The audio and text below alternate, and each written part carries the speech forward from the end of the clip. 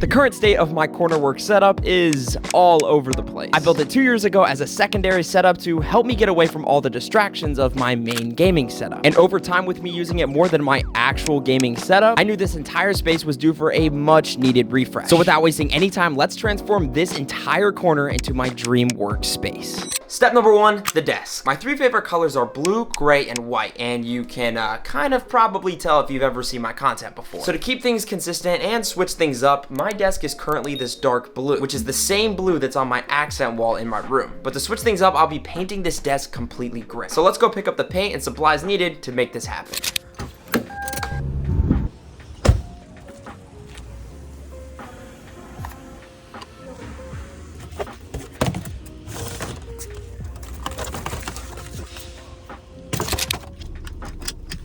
Okay, so we're back from Home Depot. And for the desk, this is the gray I decided to go with. I think they'll look pretty cool all together. And while I was bouncing ideas off with my dad, he just suggested to paint the entire wall white again. I've put a lot of RGB strips on this wall, and there's patches and things we just need to redo. So while we're redoing this entire space, we might as well just repaint it so it looks good as well. With that being said, I'm gonna go ahead and tear down the entire setup so we have a blank space to work with. The first thing I noticed when cleaning up was the current state of my chair. And I've always been a firm believer that if you're sitting for hours on end, you need to invest in a good quality chair. Thanks to Autonomous, my back is no longer in pain as the Chair Ultra gives me more than just one adjustment, which is all my old chair could do. With an adaptive backrest, invisible lumbar protection, and my favorite part being an air mesh design, you'll be both cool and comfortable for long periods of time. So if you'd like to pick one up for your setup, I'll leave a link down below in the YouTube description, and I'll also throw up a coupon to save you some money. And with that said, let's build this setup. As I was cleaning off my desk, one thing I noticed was how much of a dumping zone this desk has become over the years. Something I constantly find myself doing is whenever I'm comfortable in a space, I typically utilize that space for things outside of what it was intended for. This time around, I do want to have some option for some storage space, but I really want to dedicate this to purely work and content.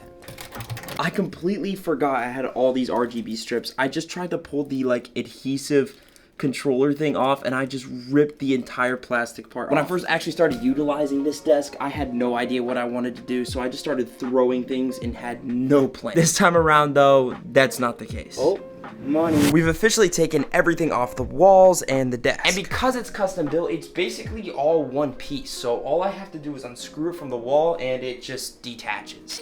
As I was disassembling this desk, the one thing that was always in the back of my mind is what is the cable management going to look like? I am planning to keep this wall mount for the new monitor that I'll be adding to the setup. My dad will be off work pretty soon, so we'll bring this down to the garage and get the first coat of paint on.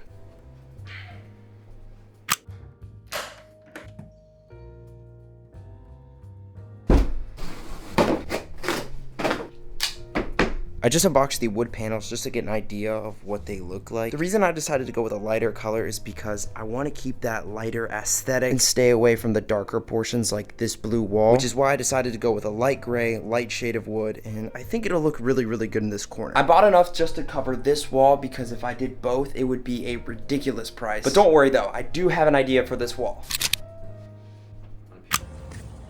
Oh, $3? Oh, thank you. So we just got back from our second trip to Home Depot. While we were there, we picked up some drywall compound as well as a wooden outlet plate to kind of match the aesthetic a little bit more. We just took the desk down to the garage, so I'm gonna go ahead and put my first coat of paint on it. As you can see, I'm changed, so if paint gets on me, it's not the end of the world. One minor concern that I had when painting this desk was since the previous color was such a dark blue, I was praying I'd be able to get away with just 2 coats of paint on this desk, and the second I started painting, all my fears went away as it went on super well. You could obviously see the previous color bleed through just a little bit, but that's to be expected. My dad and I just finished putting the first coat of gray paint on the desk. This will definitely need a second coat, and depending on how late I'm up tonight, I might be able to do that. I ripped some drywall when putting in RGB strips a while back, so I want to fix that before I paint it. After prepping the wall to be painted, the next step was to remove the previous monitor mount. After that is where the fun part began, and it was to fit the wooden panels on the wall. This part definitely was a little tedious as we cut one board, made sure it fit, went back down, cut another board, made sure that fit, and repeated that same process. perfectly snug. Okay, so my dad and I have been tirelessly working on this project, and here's the progress that we've made so far. So obviously we have the wood panels that are gonna go on this wall. The only issue was when we bought them, they weren't the right length. So we took them down to my dad's table saw and cut them to length, as you can see up there with the blue tape. The only downside is since my walls aren't perfectly level, there will be a very, very, very small gap on this side of the wall. So far, everything's going together as planned, which normally doesn't happen, so fingers crossed everything stays smooth throughout the rest of the process. The only two things that we're currently missing that are being shipped are the chair and the keyboard. But other than that, hopefully in the next couple days, I'll be able to assemble everything, and then by that time, everything else should be here. We're on paint coat number 2. It's way later than I should be up. I'm extremely tired. I want to get this done, so let's get started. I'm not gonna go as heavy this time around because I did actually do a fairly decent job on the first coat. A lot of people have asked me, and I've even considered myself just getting a standing desk. And what's funny is a lot of the setups that I've built for either my friends or family have almost always been with a standing desk. The downside to that is, since that little corner of my room is so custom,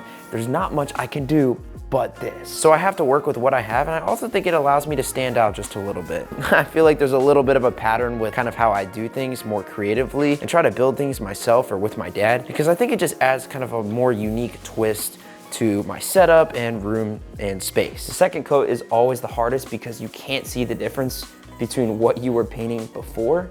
So I'm trying to be as careful as I possibly can. Test. All right, day 2, let's get to it.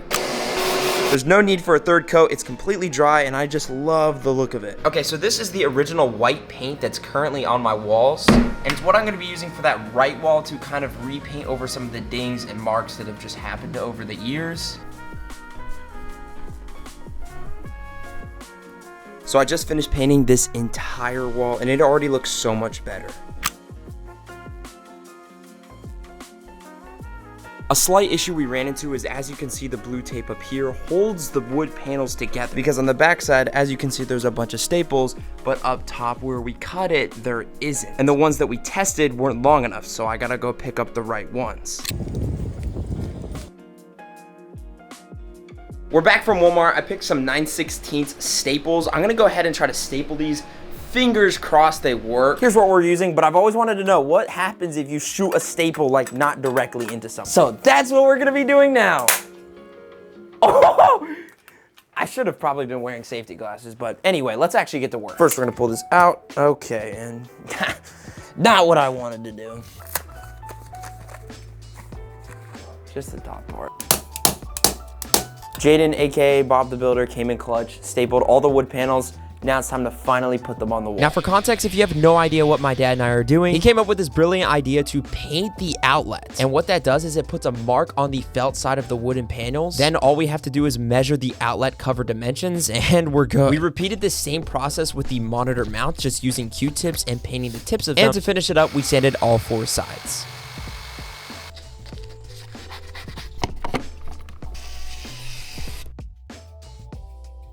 My dad and I just finished putting up all the wood panels. Everything is secure, and we also put the monitor mount in with decking screws into the studs. I mean, this thing is literally not going anywhere. It's probably the sturdiest mount I've ever had. Moving forward, now that the desk is prepped and ready, we're next gonna go on to how I'm gonna go about cable management. So I picked up these trays off Amazon for about 19 bucks for both of these, and the plan is to put them like this, and then have the power strip lay in the middle, and then tuck all the cables up through the wires and zip tie everything together.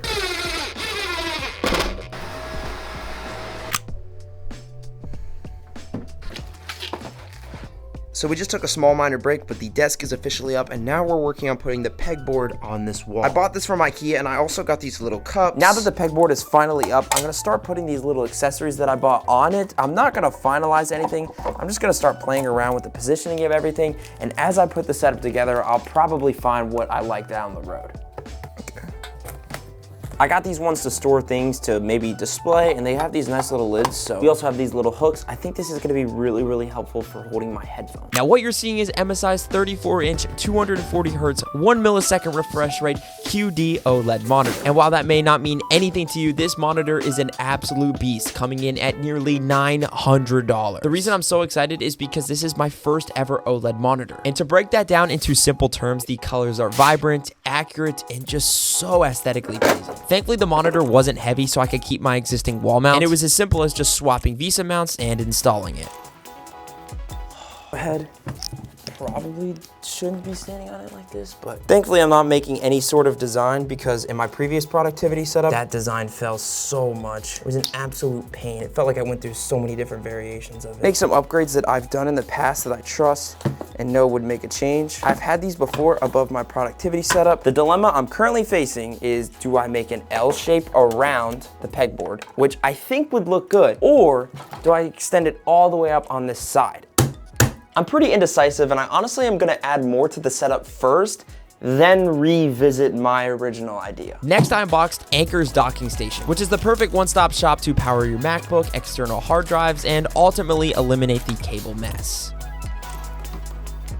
One of my favorite parts about having these wood panels is the little grooves in between them. I can just hide cables so effortlessly. I finally just got display from my MacBook to this monitor, and oh my goodness, it looks so good. Trust me, I don't like it too. I already ordered an ELF bracket for my HDMI cable, so hopefully it should look a lot cleaner in the next couple days. Here's how the setup is progressing so far. Cable management has definitely been the hardest part because I'll never understand why certain companies put so many front ports. Like, I get it's accessible, but then you have these big long cables that just stick out, and it does not look very visually appealing. I've been working on this setup since 9 o'clock this morning, and it's 10:16 as of now. I say this so many times, but the day I move out will be so nice just knowing I have a separate room to sleep and a separate room to film and edit. But until then, I have to be as efficient as possible to fit a whole gaming and streaming setup, a productivity and work setup, and a bed. It's day 3, and today's focus is all about cable management.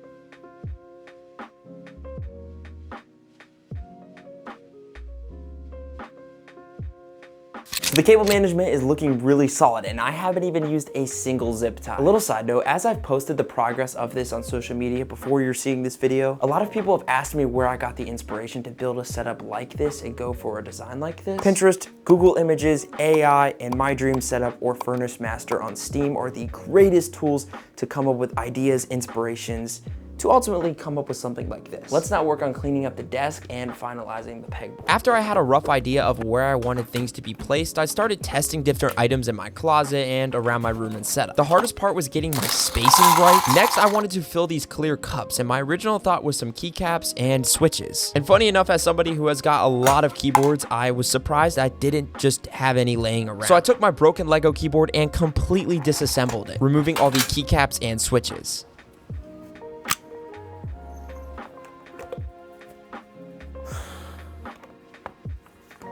I love these posters way too much for it to just sit in my closet. So hear me out, since the colors are white, gray, and black, I think this will fit perfectly over here. It's day 4, let's make those ideas I had the other day come to life. Why the heck is there 3 in there? There is indeed 3 of these in this box. Not that I need 3, but I'll take it. If you made it this far throughout the video, let me know, should I have kept the wall blank or added what I'm adding? I like this. After positioning the shelf exactly how I wanted it, I then installed it and added probably the best $20 I've ever spent. These are puck lights, which are essentially just a floating source of light, which I thought would look so good shining down and highlighting the poster. Okay, so technically this is day 5 of working on the setup, but for context, it's been about 2 weeks since I last worked on it. A lot of products got delayed, I was gone, I had brand deadlines, so we're finally able to finish this once and for all. I just finished unboxing the Rode PodMic USB, which means I don't need an XLR interface for this to work with my MacBook. The new chair is also officially in the setup. Words just simply can't describe how happy I am with the way this setup turned out. Just by looking at the before of what this setup looked like and what it looks like now is crazy. And if you made it to the end of the video, you're a real one. I really do appreciate you watching the video all the way through. I genuinely enjoy making these types of videos, so let me know what room or setup transformation I should do next. And as always, like, subscribe, turn on the post notifications. Y'all know the drill, and I will catch you guys in the next one.